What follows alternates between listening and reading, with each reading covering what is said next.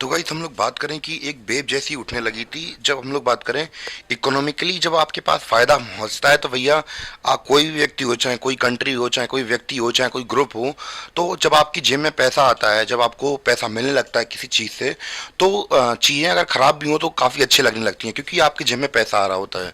क्योंकि दुनिया में ऐसी कोई भी चीज़ नहीं है जिससे कि जो कि आप पैसे से ना कर सकें। और जब आपके पास पैसा आ रहा हो तो आप किसी चीज़ के लिए मना भी नहीं करते हैं। तो चाहे वो नेशनलिज्म हो या कोई भी कुछ भी चीज़ हो, तो फिर अगर पैसे से रिलेटेड कुछ चीज़ हो रही तो आपको अच्छी लगने लगती है। तो हम लोग बात करें अब वेव ऑफ इकोनॉमिक नेशनलिज्म, तो भैया इकोनॉमिक नेशनलिज्म से भैया हमें क्या मिल रहा था, इन लोगों को बहुत ज़्यादा बेनिफिट मिल रहा था। जब इन लोगों ने गुट्ठा बनाया, मतलब झुंड बनाने स्टार्ट कर दिया, तो इन लोगों को बहुत ज़्यादा प्रॉफिट हो रहा था। तो इससे क्या हुआ, strengthen the wider nationalist sentiment growing at the time. तो भैया अब ये लोग समझ गए कि अगर हम लोग भाई भाई के बीच में अगर हम लोग छोटी छोटी सी बहसों को इग्नोर कर दें और प्रॉफिट मेकिंग के ऊपर ध्यान दें, किसके ऊपर ध्यान दें, प्रॉफिट मेकिंग के ऊपर ध्यान दें, तो हमारे लिए इतना बढ़िया हो जाएगा, इतना बढ़िया हो जाएगा कि हम लोग जो चाहें वो कर सकेंगे। क्या कर सकेंगे? जो चाहे वो कर सकेंगे, क्योंकि हमारे पास पैसा है। ठीक है। तो अब ये बात इंपॉर्टेंट हो जाती है कि भैया अगर आपके पास पैसे आ गए हैं, तो फिर इससे क्या हुआ कि नेशनलिस्ट जो सेंटीमेंट था वो उस समय पर धीमे धीमे बढ़ने लगा। अब जब बढ़ने लगा, ठीक है, तो अब धीमे धीमे ऐसे करके सीन चल रहा था। और अब हम लोग बात करने वाले हैं एक नए ग्रुप के बारे में, जैसे कि अभी हम लोगों ने बात की थी मिडिल क्लास के बारे में, और फिर एरिस्टोक्रेसी के बारे में बात की, फिर पीजेंट्री के बारे में बात की, और इसी के साथ साथ हमारा एक नया ग्रुप हमें देखने को मिलेगा कि अब वहां पे एक ग्रुप फॉर्म होगा, कौन सा? न्यू कंजर्वेटर कंजर्वेटिव्स पैदा होंगे। अब एक फिलोसफी या फिर एक आइडियोलॉजी डेवलप होगी न्यू कंजर्वेटिज्म की। किसके बाद? 1815 के बाद। तो 1815 के बाद ही ये मतलब ये दोबारा दोबारा से ये ग्रुप इमर्ज कैसे होगा, इसके बारे में बात कर लेते हैं हम लोग। तो 1800 पर अभी तक हमारा सीन क्या चला था कि हमने देखा था 1789 में हमारी क्या हुई थी, फ्रेंच रेवोल्यूशन हुई थी। 1789 में फ्रेंच रेवोल्यूशन हो गई। फिर इसके बाद 1704 1804 में हमने देखा कि नेपोलियन का राइज हो गया। 1804 में नेपोलियन का राइज हो गया। फिर 1815 में नेपोलियन हार जाएगा वॉर। तो जब हार जाएगा तो पावर को वैक्यूम, यानी कि अब भैया शक्ति तो खाली हो गई, क्योंकि नेपोलियन को तो हरा दिया गया था। तो अब भरा कैसे जाएगा? जो दूसरी कंट्रीज होंगी तो वो दोबारा से रिस्टोर करेंगी जो पुराने रूलर्स थे, जिनको नेपोलियन बोनापार्टे ने हराया था। फिर उनको क्या कर दिया जाएगा? रिवाइव कर दिया जाएगा, और उन्हें उन्हें दोबारा से स्थापित कर दिया जाएगा अपने अपने राज्यों के ऊपर। पर ध्यान रखने वाली बात यह है कि वो दोबारा से स्टेब्लिश तो करवा देंगे, पर हम लोग बात करें जो भी टेरिटरीज जो नेपोलियन बोनापार्टे ने इकट्ठी की थी, तो वो वापस छीन लेंगे वापस अपनी, यानी कि जो एक्स्ट्रा टेरिटरीज थी फ्रांस के अलावा छोड़कर, जैसे पोलैंड वगैरह हुआ, तो वो सब के कौन वापस छीन ली जाएंगी बाकी कंट्रीज के द्वारा, और जो फ्रांस ओरिजिनली था वो बस उसी राजा को दे दिया जाएगा। और ये भी था कि भैया दब के रहेगा कि हम लोगों ने ऐसे राज लाया तो हम लोगों की बात भी मान के रहेगा, तो ये सोच के उसे वापस करा दिया था। और वहाँ पे जो वहाँ के जो पुराने रूलर्स थे, कंजर्वेटिव्स थे, तो उन्हें दोबारा से गद्दी मिल गई थी। ठीक है। अब कंजर्वेटिव कौन थे, इनके बारे में बात कर लेते हैं, जो इससे पहले के राज राज कर रहे थे। तो जैसे कि हम लोग बात करें डिफीट ऑफ नेशनलिज्म, जो नेशनलिज्म, जैसे नेपोलियन हमारा हारा, उसके बाद वहाँ पे spirit of nationalism, I think मैंने शायद यहाँ पे कुछ गड़बड़ कर दी, पहले मैं एक बार चेक कर लूँ। प्लीज़ 2 मिनट रुक जाइए।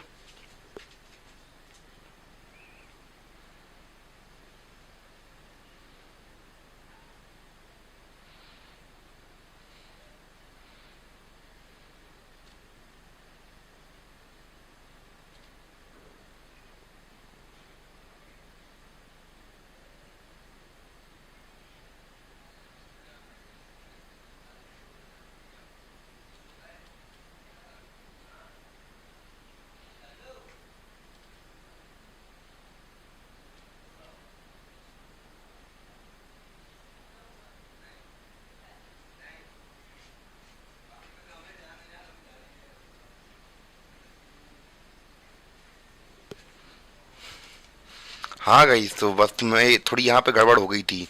यहाँ पे नेशनलिज्म स्प्रिट नहीं हुई थी, यहाँ पे स्प्राइट ऑफ कंजर्वेटिज्म स्प्रेड हुई थी यहाँ पे।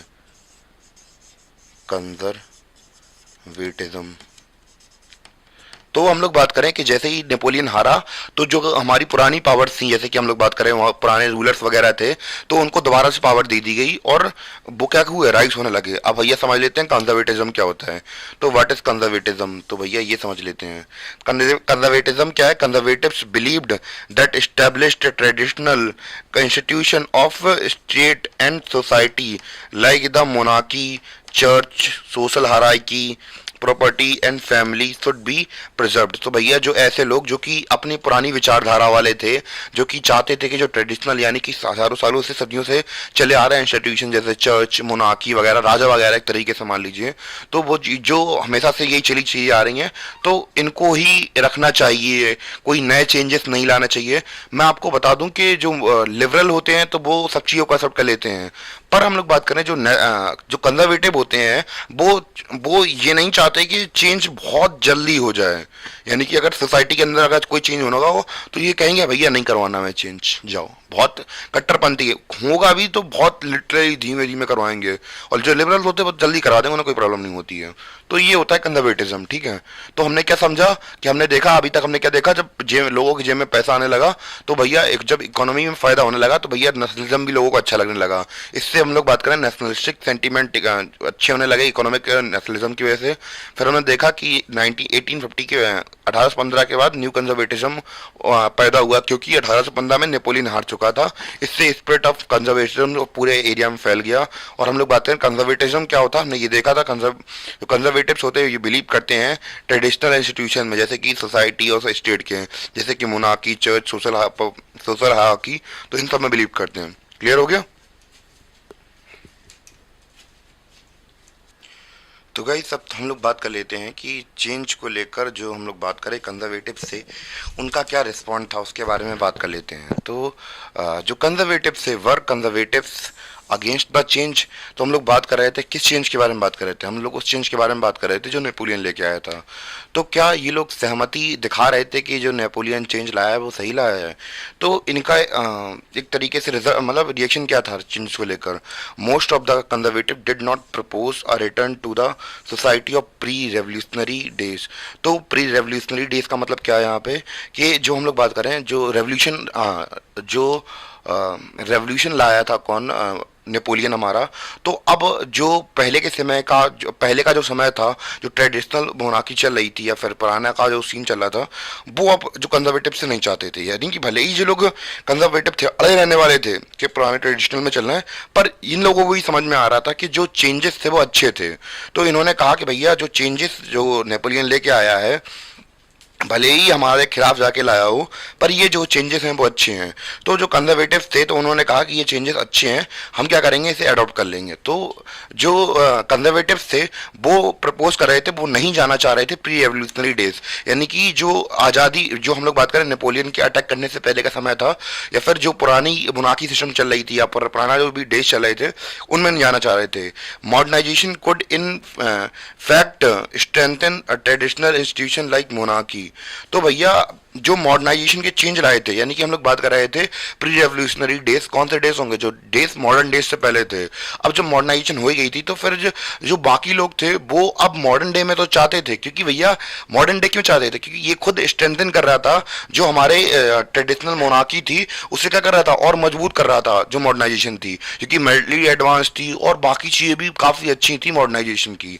तो इस वजह से उन्हें ये मीठी मीठी भात लग रही थी, तो वो लोग खा रहे थे इसे। कैसे कैसे अच्छी लग रही थी मॉडर्न, अब जैसे मैंने आपको बताया क्यों अच्छी लग रही थी, अब उसके कारण समझते हैं। Modern army and efficient bureaucracy, bureaucracy भी अच्छी थी, आर्मी भी अच्छी है। डायनेमिक इकोनॉमी, इकोनॉमी भी अच्छी है। एवॉलिश फ्यूडलिज्म, फ्यूडलिज्म को भी हटा दिया इन्होंने। अब भैया जो गले में जो आपने वो कहावत नहीं सुनी कि बगुले और लोमड़ी कहानी, तो जो लोमड़ी गले में हड्डी, अब वो नेपोलियन कौन बन गया, बगला बन गया, और लोमड़ी कौन बन गई, अब भैया जो मोनार्क बन गए। तो भैया अब वो जो हड्डी थी किसके गले में फंसी हुई थी, लोमड़ी के गले में फंसी हुई थी, यूरोपियन गले में फंसी हुई थी, यानी कि यहाँ के राजाओं के गले में। तो उसने हड्डी उसके लोमड़ी के मुंह में डाली थी और निकाल भी ली, और जैसे ही उसने हड्डी निकाली और गच्ची ने दबा लिया उसे, तो ये सीन बन गया उसका। क्लियर। तो ऐसा सीन बन गया कि भैया अब नेपोलियन भी मर गया और हड्डी भी गले से निकल गई उनकी, तो दोनों काम हो गए अपने। तो अब इन्हें भी अच्छा, फ्यूडलिज्म से ये लोग भी एक्चुअली बताएं तो परेशान थे, क्योंकि पावर जो होती वो किसके हाथ में होल्ड थी, वो पावर थी किसके हाथ में होल्ड, वो लैंडलॉर्ड्स थे, उनके हाथ में पावर होल्ड थी। अब पावर किसके हाथ में चली गई, अब पावर चली गई, अब पावर चलेगी किसके हाथ में, अब पावर आ जाएगी नेपोलियन के, अरे इन लोगों के पास में आ जाएगी पावर, जो कंजर्वेटिव थे, या फिर हम लोग बात करें मोनार्क्स थे। And serfdom could strengthen the autocratic monarchies of Europe. और जो सर्फडम स्ट्रेंथन मतलब जो ऑटोक्रेसी क्लास थी वो भी क्या कर रही थी, धीमे धीमे स्ट्रेंथन हो गई थी। आई थिंक एक कॉल आ रही है, क्लियर हो गया आपको अब। तो ऐसे करके हम लोग बात करें, जो कंजर्वेटिव थे वो भी सपोर्ट कर रहे थे मॉडर्नाइजेशन को, भले ही हम लोग बात करें चेंजेस वो लोग नहीं चाहते थे, पर मॉडर्नाइजेशन इतना अच्छा था कि थोड़ा बहुत उन्होंने एक्सेप्ट कर लिया। बाकी जो उनका ट्रेडिशनल इंस्टीट्यूशन थे उनको तो अडॉप्ट करेंगे ही करेंगे, बस हम लोग बात करें कि जो नयापन था वो भी अडॉप्ट कर लेंगे साथ में। तो ये वाली बात इंपॉर्टेंट थी, तो मैंने आपको बता दी। तो गाइस अब हम लोग बात करने वाले हैं कि क्या हुआ था। जैसे कि हम लोगों ने कंजर्वेटिव क्लास के बारे में समझ तो लिया, अब उनका उदय कैसे हुआ था इसके बारे में भी थोड़ा बहुत डिस्कशन कर लेते हैं। तो जैसा कि हमें पता है कि 1815 के बाद जो नेपोलियन था वो हार गया था। तो नेपोलियन की डिफीट के साथ क्या हुआ था कि वहाँ पे टीटी वगैरह होती हैं। तो जैसे हमें पता है कि जब दो पार्टी लड़ती हैं, तो आपने स्कूल के मैटर में भी देखा होगा कि दो बंदे लड़ते हैं, वो कहते हैं भाई तू उससे बात मत करना, वो कहता ठीक है भाई नहीं करेंगे। तो ये सीन होता है, बाद में समझौता भी तो होता है भैया, 3-4 पेड़ दिए बाद में समझौता तो होना ही है। तो अब चाहे छोटे लेवल पे हो चाहे बड़े लेवल पर हो, सब जगह समझौता तो होता ही है। तो भैया ऐसे ही नेपोलियन जो नेपोलियन मरा तो उसके बाद क्या हुआ, मतलब नेपोलियन मरा नहीं, नेपोलियन को हरा दिया गया, उसके बाद ट्रीटी ऑफ वियना की गई। ट्रीटी ऑफ वियना यानी कि अब हार के बाद समझौता भी तो करना होता है। हम लोग बात करें रिप्रेजेंटेटिव ऑफ द यूरोप, तो यूरोप के रिप्रेजेंटेटिव पावर्स जैसे कि कौन कौन सी थी, ब्रिटेन, रशिया और प्रूसिया एंड ऑस्ट्रेलिया। तो ये कौन थे, ये भैया उनके वो वाले पार्टियों के नाम है जो कि नेपोलियन के साथ जो लोग कई युद्ध लड़ रहे थे। नाम ध्यान रख लेना, पूछा जा सकता है क्या क्या नाम है, ब्रिटेन, रशिया और प्रूशिया और ऑस्ट्रिया। तो ये 4 कंट्रीज के नाम ध्यान रखने ही हैं। Who had collectively defeated Napoleon. तो सोच के देखिए, कोई दुश्मन तब ताकतवर नहीं होता है जब उसे उसका अकेला दुश्मन हराता है। जब दुश्मन तब ताकतवर होता है जब उसको हराने के लिए 4-4 देश के कमांडर मिल जाते हैं। देखिए 4-4 कंट्रीज मिलके नेपोलियन के पीछे लगे थे तब जाके हरा, बनने में दम थी, तो नेपोलियन को हरा दिया 4 लोगों ने मिलके। Met at Vienna to draw up settlement. तो भैया चारों जो कंट्रीज थी वो मिले, उनके रिप्रेजेंटेटिव मिले, कहाँ पे, वियना में मिले। कहाँ मिले, वियना में मिले। अब वियना में मिलने के बाद हुआ क्या, सेटलमेंट हुई कहाँ पे, Europe. The Congress was hosted by the Austrian chancellor Duke Metternich. तो भैया नाम याद रख लीजिए, मैटरनिक, नाम क्या है, मैटरनिक, ठीक है। तो अब हुआ क्या कि भैया वहां पे कांग्रेस का मतलब होता है मीटिंग, तो भैया यहाँ पे चल रही थी क्या, वियना के अंदर चल रही थी मीटिंग। और वहां पे हम लोग बात करें जिसकी भैंस उसी की लाठी, आपने कहावत सुनी होगी, ठीक है। तो भैया यहाँ के जो चांसलर थे ड्यूक मैटरनिक, तो भैया इन्होंने कहा कि भैया अब देश हमारे देश के अंदर हो रही है तो भैया हम ही क्यों होस्ट नहीं कर देते हैं। तो होस्ट किसने की, चार्ल्स ड्यूक मैटरनिक ने इसे होस्ट किया। The main intention was to restore the monarchies that had been overthrown by Napoleon and create a new conservative order in Europe. तो इनका मकसद क्या था, कुल मिला के इधर पे नेपोलियन को हराने के बाद इन लोगों की मीटिंग बैठी, और मीटिंग में जो चार्ल्स मैटरनिक थे तो इन्होंने होस्ट किया उसको, मतलब मीटिंग को होस्ट किया। और यहाँ पे मीटिंग में ये डिस्कशन होना था कि जो कंजर्वेटिव ऑर्डर है था हमारा, जो पुराने वाला, जो मतलब पुराने राजा महाराजा थे तो उनकी जो फैमिलीज थी उनको दोबारा से गद्दी पे बिठाना, और जो नेपोलियन ने हटा दिया था, और नया कंजर्वेटिव ऑर्डर को क्या करवाना, एस्टेब्लिश करवाना। आई थिंक इतना क्लियर हो गया होगा आपको कि मैंने क्या क्या बताया। तो मैं फिर से बता दूं कि जैसे ही हम लोग बात करें नेपोलियन हारा 1815 में, फिर ट्रीटी ऑफ वियना की गई जिसमें यूरोपियन के रिप्रेजेंटेटिव कहाँ पहुंचे, वियना में पहुंचे। और रिप्रेजेंटेटिव अलग कौन कौन सी कंट्री थी जिसने नेपोलियन को हराया था, ब्रिटेन, रशिया, प्रूशिया और ऑस्ट्रिया। ऑस्ट्रिया के जो प्रिंस जो ड्यूक चांसलर थे ड्यूक मैटरनिक, तो भैया उन्होंने होस्ट किया इस मीटिंग को, और उसके बाद उन्होंने डिसाइड किया कि कैसे कैसे हम लोगों को जो नया नया कंजर्वेटिव ऑर्डर है वो उठाना है, जिसको हटा दिया था किसने, पहले नेपोलियन ने, जिसमें कि फ्रेंच की जो बर्बन डायनेस्टी थी उसको रिस्टोर किया गया, ठीक है। तो आई थिंक इतना क्लियर हो गया होगा आप लोगों को, मैंने 2 बार रिवाइज करवा दिया। तो नोट्स में अगर प्रॉब्लम लग रही तो थोड़ा जूम इन और जूम आउट कर दूं जिससे कि आपको समझ में आ जाए। आई थिंक अब क्लियर हो गया होगा आपको। तो गाइस जैसा कि हम लोगों ने देखा कि टीटी ऑफ वियना हमारी हो ही चुकी थी। अब हम लोग बात करने वाले हैं टीटी ऑफ वियना के अलावा क्या क्या चीज़ें चल रही थी, इसके बारे में हम लोग अब बात करने वाले हैं। तो सबसे पहले हम लोग मोटिव समझते हैं ट्रीटी ऑफ वियना का करने का रीज़न क्या था, यानी कि हम लोग बात करें क्या चाहते थे ये जो दूसरी कंट्रीज थी। तो बेसिकली हम लोग बात करें कि जो हम लोग बात करें जब फ्रांस को हराया गया, तो भैया जो भी टेरिटरीज जो कि हम लोग बात करें नेपोलियन ने अपनाई थी या फिर कब्जा की थी, तो उन्हें वापस लेना और एक तरीके से जो फ्रांस के लोग थे उन्हें बताना था कि भैया आप ऐसे ही मोनाको नहीं हटा सकते हैं। और इन्होंने क्या किया, हम लोग बात करते हैं टीटी ऑफ वियना में हमने देखा क्या किया कि क्या क्या चेंजेस आए थे, पहले वो समझ लेते हैं कि इन्होंने बर्बन जो डायनेस्टी थी, इससे पहले हम लोग बात करें बर्बन डायनेस्टी कौन थी, जैसे कि हम लोगों ने लुई 16 की बात की थी, फ्रेंच रेवोल्यूशन की बात की, तो वो कौन थी, बर्बन डायनेस्टी के ही रूलर थे। तो दोबारा से रिस्टोर किया गया कि भैया उन्हें बताया गया लोगों को कि भैया इतनी आसानी से मोनार्की जाने वाली नहीं है, ठीक है। बर्बन डायनेस्टी को इंस्टॉल किया गया, वहाँ पे दोबारा से री इंस्टॉल किया गया, ठीक है। Which had been deposed during the French revolution. तो फ्रेंच रेवोल्यूशन के दौरान हम लोगों ने अभी हाल बात की थी, जब फ्रेंच रेवोल्यूशन चल रही थी उस समय पर हम लोगों ने बर्बन डायनेस्टी को हरा दिया था यहाँ के लोगों ने, ठीक है। वाज रिस्टोर्ड टू पावर, तो इन्हें पावर में दोबारा से लाया गया। क्यों लाया गया, अभी हल मैंने आपको बताया, क्योंकि भैया के जो आसपास के रूलर थे, जो कंट्री जीती थी, उनके मन में डर था कि अगर अपने आप को बचाना है तो पड़ोसी को देखकर पड़ोसी भड़बड़ाता है कस के।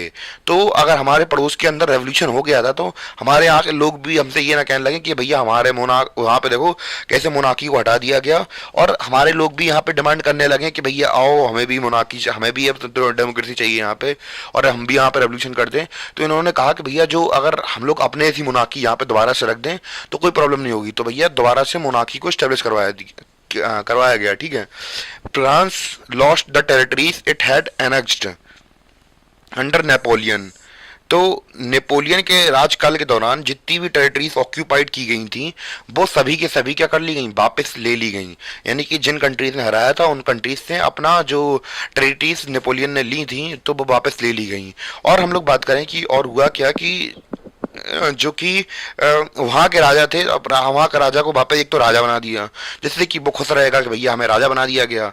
और दूसरी चीज़ें वो ऐसा नहीं था कि उसे पूरी टेरिटरी दे दी गई जो कि नेपोलियन ने अपनाई थी, उसे केवल वही वही टेरिटरी दी गई जो कि फ्रांस की ओरिजिनली थी, जो कि नेपोलियन ने फ्रेंच रेवोल्यूशन के दौरान अपने आर्मी एक्सपेंशन के थ्रू किया था। वो टेरिटरीज उसे नहीं मिलेगी, वो सारी सारी जिसकी थी उसके पास पहुंच जाएंगी, ठीक है। और क्या क्या है, a series of state were set up on the boundaries of France to prevent French expansion in future. तो आगे चल के जो फ्रांस है वो आगे चल के अपने आप को एक्सपेंड ना करे, तो इसलिए उन्होंने क्या किया कि कुछ कुछ स्टेट्स डेवलप कर दिए जिससे कि अपना आपको एक्सपेंशन ना कर पाए जे। कौन कौन से टेरिटरी हम लोग बात करें एक्सपेंशन किया, या फिर मतलब हम लोग बात करें स्टेट्स को सेटअप किया गया। दस द किंगडम ऑफ नीदरलैंड, तो भैया ये स्टेट को सेटअप किया गया किंगडम ऑफ नीदरलैंड। तो ये है क्या, किंगडम ऑफ नेदरलैंड को सेटअप किया गया विच इंक्लूड बेल्जियम। इसके अंदर हम लोग बात करें बेल्जियम सेटअप किया गया नॉर्थ में, कहाँ पे, नॉर्थ में। एंड गोयना कहाँ सेटअप किया गया, ये किया गया हम लोग बात करें साउथ में। और हम लोग बात करें Prussia was given the important new territory on it's western frontier. तो वेस्टर्न फ्रंटियर पर ऑस्ट्रेलिया को हम लोग बात करें, प्रूशिया को कुछ इंपॉर्टेंट टेरिटरी दी गई, और ऑस्ट्रिया को हम लोग बात करें कंट्रोल दिया गया नदर्न इटली का। तो ऐसे करके हम लोग बात करें जो नए स्टेट से वो सेटअप कर दिए गए फ्रांस की बाउंड्री के आसपास, जिससे कि लगाम लगाई जा सके घोड़े को, क्योंकि लोग घोड़ा जैसे ही भागे इन लगाम को खींच दो और वहीं ट्रैप कर लो। तो ऐसे करके कुछ कंक्लूजन निकला था टीटी ऑफ वियना के बाद, ये चेंजेस किए गए थे इंपॉर्टेंट, ठीक है। आई थिंक क्लियर हो गया होगा आप लोगों को जितना चीज़ें मैंने बताई। एक बार चीज़ों को समराइज और कर दे रहे हैं जिससे कि आपको कोई प्रॉब्लम ना हो। तो हमने क्या क्या चेंजेस देखे कि बर्बन डायनेस्टी जो थी वो दोबारा से रीस्टेब्लिश कर दी गई थी। क्योंकि भैया एक तो पहली बात तो हमारे यहाँ पे खतरा ना आए कि भैया हमारे यहाँ के लोग विद्रोह ना कर दें कि भैया हमारे यहाँ भी फ्रेंच रेवोल्यूशन क्यों नहीं होती है। इसलिए उन्होंने कहा कि भैया अपने पड़ोसी को अपने ऐसा रखेंगे तब जाके बात बनेगी, वरना हमारे यहाँ के लोग भी रेवोल्यूशन कर देंगे, ठीक है। तो बर्बन डायनेस्टी को दोबारा से स्टेब्लिश कर दिया गया। और जो हम लोग बात करें कि फ्रांस के ने जो भी टेरिटरी जीती थी फ्रेंच रेवोल्यूशन के दौरान, या फिर बात करें नेपोलियन के द्वारा जीती गई थी, उन सभी को वापस क्या कर लिया गया है, उन सभी को वापस ले लिया गया फ्रांस से।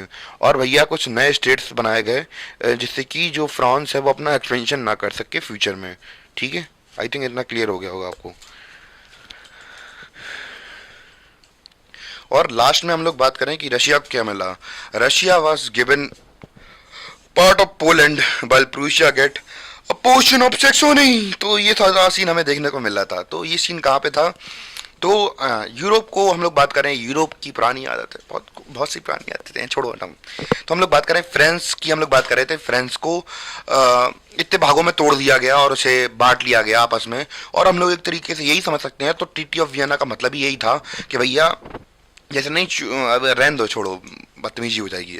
तो अब कुछ लोग जब चोरी करते हैं तो चोरी करने के बाद लूट लेते हैं, लूटने के बाद आपस में जब माल पानी बंटवारा होता है तो वो टीटी ऑफ वियना थी। और फिर बांट दिया गया, सारी चीज़ों को आपस में बांट लिया गया, ये माल मेरा, ये माल तेरा, ये माल मेरा, ये माल तेरा, ये माल मेरा, वो माल तेरा। तो बस ऐसे करके बंटवारा हो गया। तो मेन ऑब्जेक्टिव क्या था, हम लोग बात करें टीटी ऑफ वियना का, क्या था कि भैया बांट, अब भैया जो दोबारा से जो हमारी मोनार्की बनी हुई थी उसको दोबारा से रीस्टेब्लिश करवाने का मोटिव था इनका, और कुछ नहीं था। बस इसीलिए टीटी ऑफ वियना हुई थी, ऐसा कुछ खास नहीं था। तो गाइस अब हम लोगों ने इतनी सारी चीज़ें बात कर ही ली हैं। अब हम लोग थोड़ी बहुत जो अलग अलग सोसाइटी थी इनके बीच में चल क्या रहा था, सोसाइटी के बीच में जो अलग अलग पीपल थे उनके बीच में चल क्या रहा था ये समझते हैं। तो भैया हम लोग बात करने वाले हैं कंजर्वेटिव्स के बारे में, जो ऐसी विचारधारा रखते थे कंजर्वेटिव वाली। तो वो क्या है, न्यू कंजर्वेटिव। तो भैया हम लोग कंजर्वेटिव उन्हीं की बात कर रहे हैं जिसके बारे में भी थोड़ी देर पहले बात की थी, कि नई क्लास इमर्ज होके आई थी, जो कि मॉडर्नाइजेशन के जो लॉस वगैरह थे उन्हें अच्छे लग रहे थे, वो अपनी पुराने रिजीम में वापस नहीं आना चाह रहे थे, पर अपनी जो ट्रेडिशनल हम लोग बात करें इंस्टीट्यूशंस थे उनको वो लोग प्रिजर्व करके रखना चाह रहे थे। तो ये वो वाले नए कंजर्वेटिव्स हैं। और वर्सेस सोसाइटी, यानी कि आम लोग कैसी क्या विचारधारा रखते हैं इनके खिलाफ में या फिर इनकी रिजीम के बारे में। कंजर्वेटिव रिजीम सेटअप इन 1815 वर ऑटोक्रेटिक। तो भैया अब हम लोग बात करें कि 1815 में क्या हुआ था, जैसे कि अभी हम लोगों ने बात की कि वॉर वगैरह हो गई, टीटी भी हो गई। तो टीटी के बाद हम लोग बात करें ऑटोक्रेटिक, हम लोग बात करें रिजीम सेटअप हो गई वहाँ पे। और हुआ कि अब ये लोग बहुत ज़्यादा पहले की तरह ऐसा तो नहीं था, नेपोलियन थोड़ी बहुत सुनता भी था, अच्छे रिफॉर्म भी लाया था केवल, पर ये लोग कहते थे ये लोग केवल अपना फ़ायदा देखने वाले मुझे थे, ठीक है। तो ये लोग केवल अपना फ़ायदा देख रहे थे। और हमने क्या देखा था, अब जो जनता थी, आम जनता थी, अब वो कैसी थी, आम जनता का सीन ये था कि वो लोग थे देखो बहुत ज़्यादा गरीब। 1789 से पहले, 1789 से पहले जब फ्रेंच रेवोल्यूशन नहीं हुई थी, तो जैसा राजा कह देते थे वैसा मान लेते थे। तपड़ी मार दी पीछे से, यार राजा साहब मारा नहीं करो, दर्द होता है, ऐसी एक्टिंग करते हैं, ठीक है। अब पर क्या हुआ कि जब एक बार फ्रेंच रेवोल्यूशन हो गया, फ्रेंच रेवोल्यूशन खत्म हुआ, तो अब ये टपली मारें, सिंहासन से उखड़ा देंगे तुमको। तो ऐसा ऐसा बिहेवियर हो गया था। तो धीमे धीमे जब आप लोग एक बार एक चीज़ को कर लेते हैं लाइफ में, तो फिर धीमे धीमे, इसीलिए किसी ने कहा है कि आपको जिस चीज़ से डर लगता है आप सबसे पहले वो करिए, तो आपका अपने आप डर खत्म हो जाएगा। तो ऐसा हम लोग बात करें कि एक बार जब इन लोगों ने सरकार उखाड़ दी थी राजाओं की, तो भैया इनने कहा ठीक है, छोड़ेंगे नहीं तुमको, तक तोड़ेंगे नहीं, जब तक छोड़ेंगे नहीं तुमको, ऐसे बात करने लगे थे। मतलब हम मिडिल क्लास की बात कर रहे हैं, वैसे ही मिडिल क्लास इमर्ज हो चुका था धीमे धीमे। और वैसे ही आपके पास जब पैसे की गर्मी आ जाती है तो फिर सब कुछ अच्छा लगने लगता है। तो ये वाला सीन था, ठीक है। They did not tolerate criticism, they did not tolerate criticism and dissent and sought to curb activities that questioned the legitimacy of autocratic governments। तो भैया अब ये लोग संदेह करने लगे कि भैया किस बेसिस पे आपने गवर्नमेंट बना ली, क्या बेसिस है। तो अब ये क्वेश्चन मतलब कोई एक तरीके से क्वेश्चन करने लगे कि भैया कैसे रूल कर रहे हो आप लोग, ऐसे थोड़ा किया जाता है, कुछ भी अपने मन से बना लिया है तुमने। तो ये सारा सीन था। Most of them imposed censorship loss of control what was said in newspaper with French revolution. तो भैया हम लोग बात करें कि ये लोग अब और ज़्यादा चीज़ें ख़राब करने लगे। क्या क्या चीज़ें ख़राब करने लगे, क्या छपना है क्या नहीं छपना है, हर चीज़ के ऊपर रोक लगा दो, हर चीज़ को मना करो। तो अब कोई जनता होती है, पहले ठीक था, ठीक है, जब तक बच्चे थे तो ठीक था, अब तो बड़े हो गए, अब तो जेब में पैसा आ गया ना, तो अब बकवास नहीं करने का हमसे। तो क्वेश्चन करने लगे, ठीक है भैया, और पीछे मुड़ के देख रहे हैं और लोगों के मन में अब क्या चल रहा था, लिबरल्स थे हमारे, उनके मन में क्या चल रहा था, उनके मन के अंदर मेमोरीज थी किसकी, फ्रेंच रेवोल्यूशन की। तो अब वो ये इंस्पायर कर रही थी लिबरलिज्म, जो हमारे लिबरल्स थे वो उनको इंस्पायर कर रही थी। ध्यान है बेटा, पिछली बार तुम्हें उखाड़ के फेंका था, फिर से उखाड़ के फेंक देंगे तुमको। तो ये वाला सीन चल रहा था इन लोगों के बीच में, ठीक है। आई थिंक इतना क्लियर हो गया होगा। तो गाइस हम लोगों ने अब अलग अलग रेवोल्यूशन के बारे में तो जान लिया कि अलग अलग रेवोल्यूशन कैसे हो रहे थे, वहाँ पे कौन कौन से ग्रुप्स थे, उन सब के बारे में बात कर लिया थे। अब हम लोग बात करने वाले हैं रेवोल्यूशनरीज के बारे में कि इनका क्या हुआ। तो रेवोल्यूशनरीज हम लोग बात करें, इन्हें सीधी भाषा में क्रांतिकारी बोलते हैं। तो जैसे कि हम लोग बात करें अपने देश के अंदर, जैसे कि आपको पता है कि दो प्रकार के फ्रीडम फाइटर्स थे, एक तो थे नरम दल वाले और दूसरे थे गरम दल वाले। तो नरम दल वाले नरम प्रेशर, हम लोग बात करें तरीके का इस्तेमाल करते थे, जैसे कि चिट्ठियाँ पिटीशन भेजते थे अंग्रेज़ों के पास, और जो गर्म दल वाले थे वो डंडा लेके लड़ते थे। तो बस वैसे ही वहाँ पे भी रेवोल्यूशनरीज थे। तो हम लोग बात करें कि जैसे ही हम लोग बात करें कंजर्वेटिव रिजीम आया वहाँ पे, तो अब भैया जो लिबरल्स थे, जो लिबरल नेशनलिस्ट थे, अब वो क्या चले गए, अंडरग्राउंड चले गए। यानी कि अब वो लोग छुप छुप के काम करने लगे। जैसे कि आपको पता हो तो आप लोगों ने भगत सिंह की या फिर चंद्रशेखर आज़ाद की मूवीज़ देखी हो, तो उसमें आपको पता होगा कि ये लोग अंडरग्राउंड काम करते थे। यानी कि किसी को खबर नहीं होती थी ये लोग कौन है कैसे हैं, बस खेल खेलते थे, क्योंकि अंग्रेजों को पता लग जाता तो फिर सही नहीं करता उनके साथ। तो जो लिबरल नेशनलिस्ट थे अब वो क्या चले गए थे, अंडरग्राउंड चले गए थे। और उन्होंने क्या की, सीक्रेट सोसाइटीज बनाना स्टार्ट कर दी। क्या स्टार्ट कराना बनाना स्टार्ट कर दी, सीक्रेट सोसाइटीज बनाना स्टार्ट कर दी, ठीक है। Sprung up in many European state to train revolutionaries and spread ideas. तो अब धीमे धीमे वहाँ पे सीक्रेट सोसाइटीज का इमरजेंस होने लगा। और जैसे हमारे यहाँ पे भगत सिंह चंद्रशेखर आजाद को जाना जाता है, वहाँ पे भी एक फेमस लीडर है जिसके बारे में हम लोग पूरी डिटेल से समझेंगे कौन कौन से वो रेवोल्यूशनरीज थे जिसने कि यहाँ पे फ्रांस में चिंगारी लगाई थी। तो आई थिंक इतना क्लियर हो गया होगा आप लोगों को, ठीक है। अब बात करते हैं रेवोल्यूशनरीज के बारे में कि रेवोल्यूशनरीज कौन थे और कैसे हमारे रेवोल्यूशनरीज बने, क्लियर। तो गाइस हम लोग जब उस महान व्यक्ति के बारे में पढ़ें उससे पहले वहाँ के रेवोल्यूशनरीज के बारे में बात कर लेते हैं कि कौन थे रेवोल्यूशनरीज, क्योंकि भैया एग्जाम में बड़ी बड़ी बातें नहीं आती हैं, डेफिनेशन लिखने के लिए आती हैं। तो रेवोल्यूशनरीज कौन थे उनके बारे में बात कर लेते हैं थोड़ा बहुत। तो भैया इन्होंने रेवोल्यूशनरीज कौन थे, कमिटमेंट ली थी, क्या ली थी, commitment to oppose monarchial forms that had been established after Vienna's convention. तो भैया वियना कन्वेंशन के बाद जो भी हम लोग बात करें इंस्टीट्यूशंस या फिर मोनार्की जो एस्टेब्लिश हुई थी उसका क्या करेंगे, अपोज करेंगे वियना कन्वेंशन के बाद। And to fight for liberty and freedom.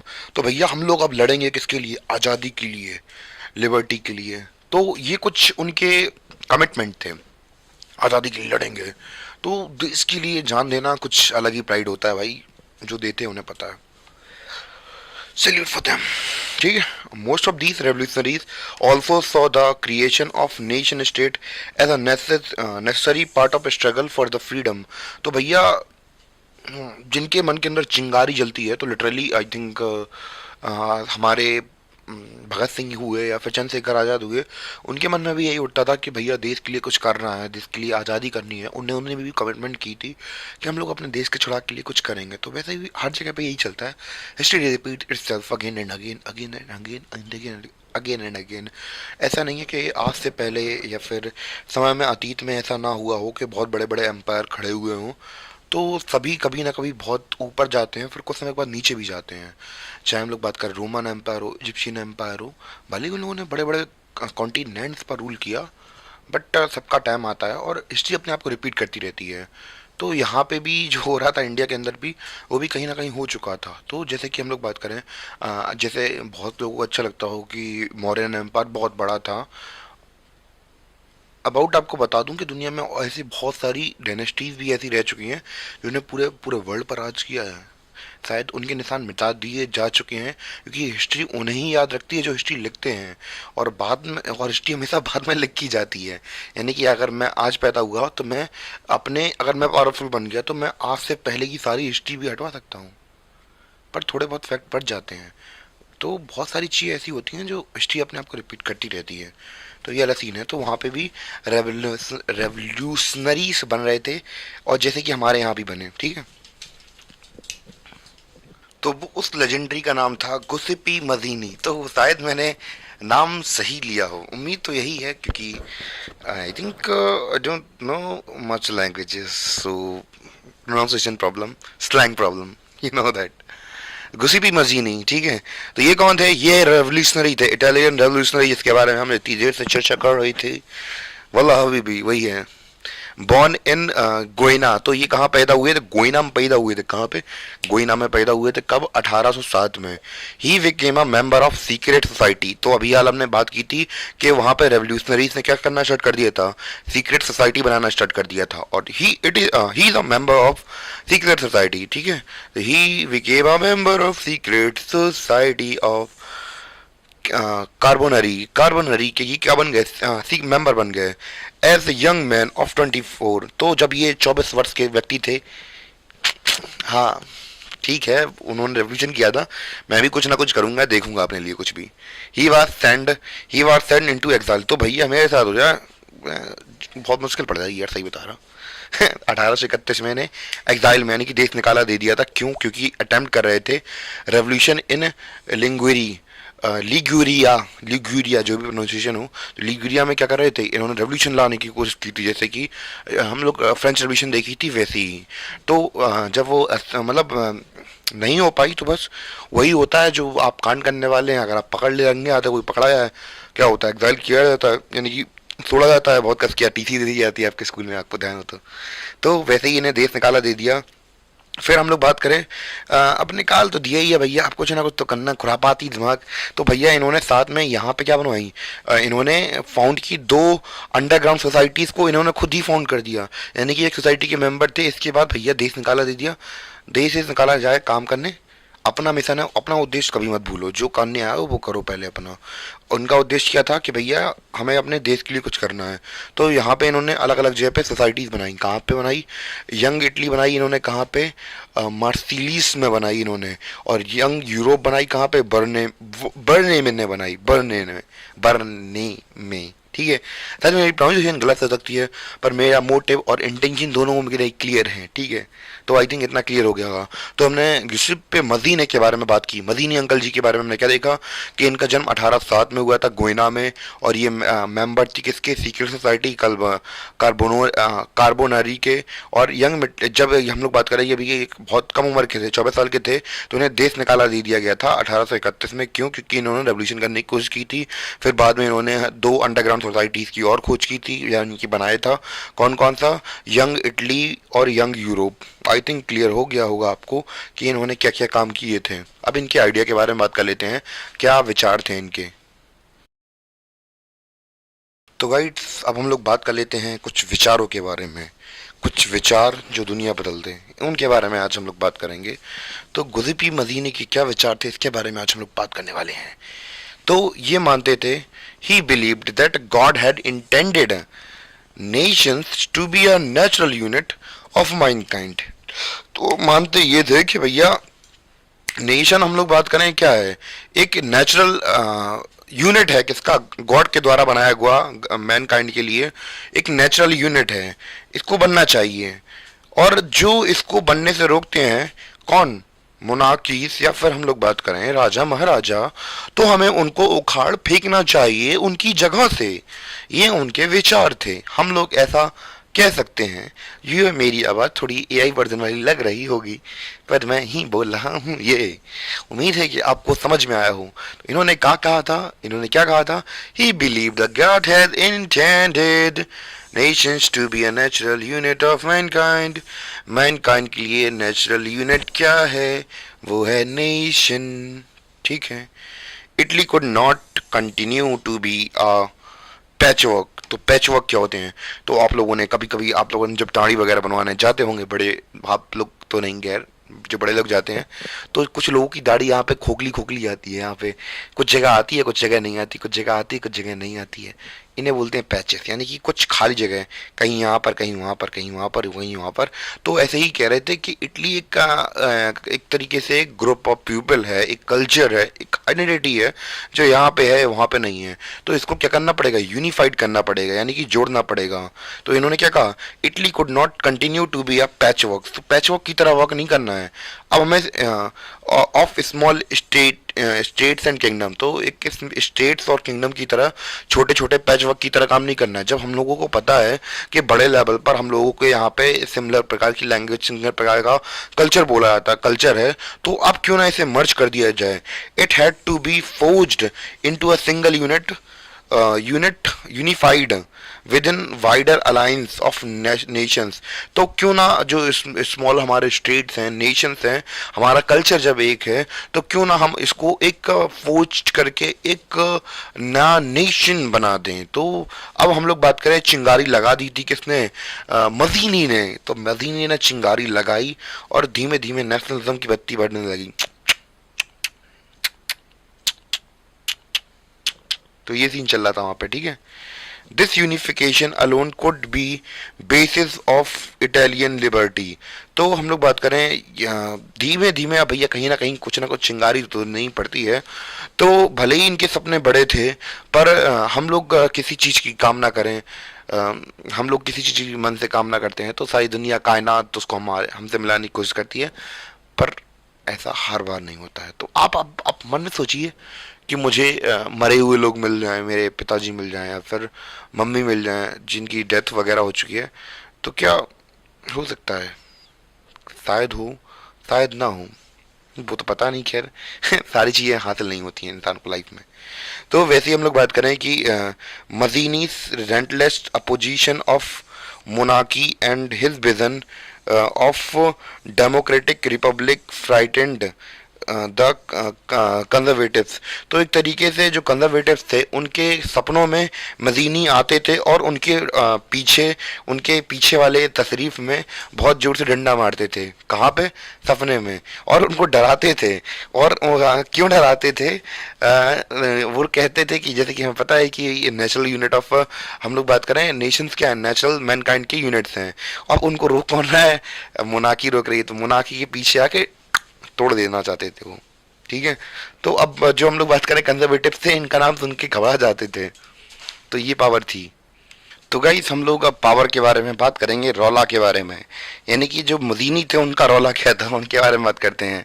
तो जैसे कि हमें अभी हाल हम लोगों ने बात की थी, किसके बारे में, मेटरनिक के बारे में बात की थी। ये ड्यूक, ऑस्ट्रेलियन ड्यूक थे, हमारे चांसलर थे कौन, हमारे मेटरनिक साहब। तो इन्होंने बहुत कुछ कहा है, किसके बारे में, गुजीपी मदीने के बारे में। तो उन्होंने डिस्क्राइब किया है हिम। तो भैया जी आपको पता होगा, किसी की स्पीच लिखी होती है, तो ये मानते थे, ये क्या मानते थे, the most dangerous enemy of our social order. मतलब आवर सोशल ऑर्डर का मतलब है, ये अपने पर्सपेक्टिव से चीज़ें कह रहे हैं, यानी कि ये कह रहे हैं कि जो गुसब मदीनी थे वो बहुत ज़्यादा एनिमी है हमारे सोशल ऑर्डर के लिए। एक तरीके से ये कह दें कि ये कहना ये चाह रहे थे कि जो मोनार्की थी उसके लिए जो गुसबी मदीनी थे वो एक खतरा है या फिर दुश्मन है, वो इन्हें उखाड़ फेंकेगा। तो ये कुछ विचार थे हमारे ड्यूक मेटरनिक के। क्लियर हो गया है आपको। तो इतने रौला टाइट था उनका। तो गाइस अब हम लोगों ने काफ़ी कुछ गसिप मदीनी के बारे में बात कर ली है। तो अब भैया थोड़ा अपना जो टॉपिक से वो आगे बढ़ चुके थे, हम लोग अब कवर कर लेते हैं कि हम लोग जो कवर कर चुके हैं उन्हें बता दें पहले। तो हम लोग rice of nationalism in Europe, तो ये टॉपिक अपना कवर हो चुका है। इसके बाद फ्रेंच रेवोल्यूशन के बारे में भी थोड़ा बहुत हमने जान लिया कि कैसे वहाँ पे फ्रेंच रेवोल्यूशन हुआ वगैरह। फिर हम लोगों ने नेपोलियनिक वॉर्स वगैरह देखी कि कैसे कैसे विगिन हुई। फिर नेपोलियन का कैसे अंत हुआ इसके बारे में बात कर ली। कंजर्वेटिव्स के बारे में बात कर ली, इतनी देर से हम लोग कर रहे थे। कंजर्वेटिव रिजीम कैसा कैसा था, इतनी देर से हम लोग उन्हीं के ऊपर चर्चा कर रहे थे कि कैसे कैसे नेपोलियन हो या फिर दूसरे हम लोग बात करें कि कोई भी, अगर हम लोग हिस्ट्री के अंदर उठा के देखते हैं, कोई भी एम्पायर हो, कोई भी कंजर्वेटिव्स हो, तो हमेशा ही आपका राइज भी होगा, आपका फॉल भी होगा। तो आई थिंक मेरे साथ, मुझे तो अभी खैर फॉल ही फॉल दिख रहा है, मेरा राइज राइज पता नहीं कब तक आएगा। तो पर अभी तो हम लोग बात कर लेते हैं नेपोलियन की। तो नेपोलियन का राइज भी हुआ और फिर बाद में डाउनफॉल हो गया 1815 के बाद। फिर उसके बाद कंजर्वेटिव रेजिम्स आए। उसके बाद 1815 तक तो रेजिम्स चले, ठीक है, और दोबारा से 1815 के बाद रेजिम चालू हुआ कंजर्वेटिव्स का, फिर 30 तक चला। फिर वहाँ के जो लिबरल नेशनलिस्ट थे उन्होंने उन्हें हटा दिया। तो अब हम लोग बात करने वाले हैं 1830 के बाद की कहानी की, द एज ऑफ रेवोल्यूशंस के बारे में।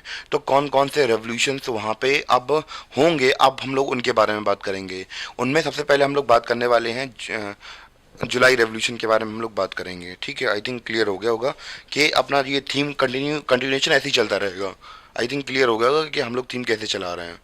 तो गाइस हम लोग बात ही कर रहे थे एज ऑफ रेवोल्यूशन के बारे में। तो जैसे कि हमें पता है कि यहाँ पे बहुत सारे रेवोल्यूशंस होंगे, तो उसकी शॉर्ट ब्रीफिंग देख रहे थे कि इसमें प्ले मतलब इम्पोर्टेंट रोल किसने प्ले किया है। तो भैया हम लोग बात करें एज ऑफ रेवोल्यूशन को किसने लीड किया है, lead by the liberal nationalist.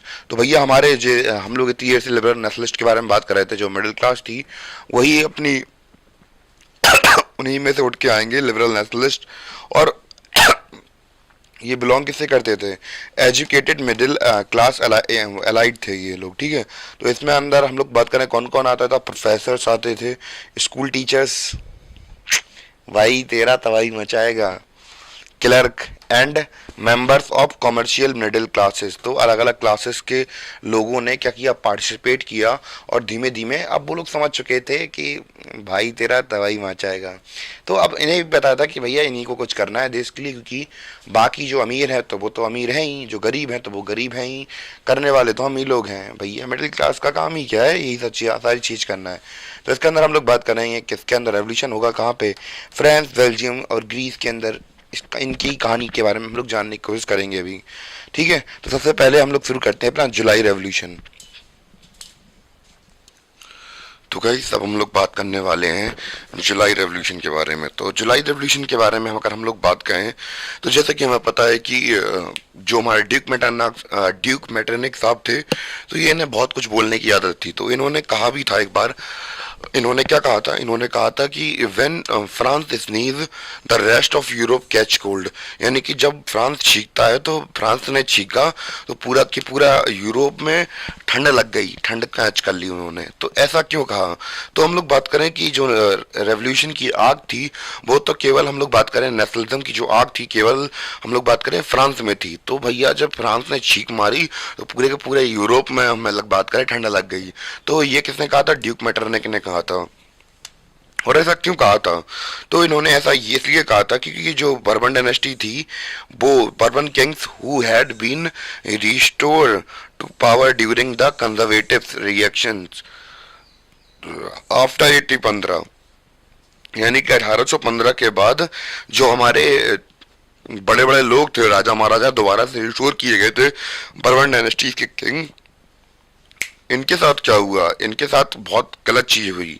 Were now overthrown by liberal revolutionaries, यानी कि इन्हें अपनी गद्दी से हटा दिया गया और इनसे कहा गया कि तुम भैया क्या बन जाओ।